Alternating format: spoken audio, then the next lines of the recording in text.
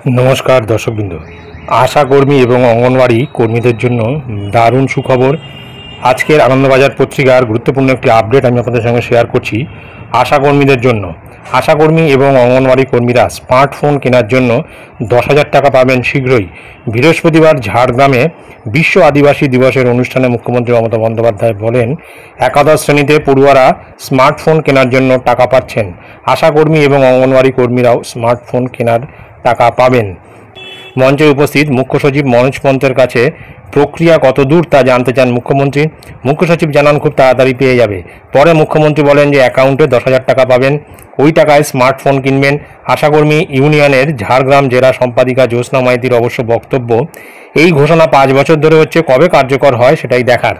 তো এখন বিষয়টা হচ্ছে যে ঘোষণা করার পরে 5 বছর অতিক্রান্ত হয়েছে ঠিকই, কিন্তু আমাদের সেই আশাটা কিন্তু বজায় রাখতে হবে যে একটা স্মার্টফোন হবে এবং এই টাকাটা শীঘ্রই স্যাংশন হবে, তেমনই কিন্তু জানিয়েছেন মুখ্য সচিব। সুতরাং আশা কিন্তু ছাড়া যাবে না, আশাটা কিন্তু আমাদের রাখতেই হবে। তো যাই হোক, অঙ্গনওয়াড়ি কর্মী এবং আশা কর্মীদের জন্য এই গুরুত্বপূর্ণ একটি আপডেট আমি আপনাদের সঙ্গে শেয়ার করলাম।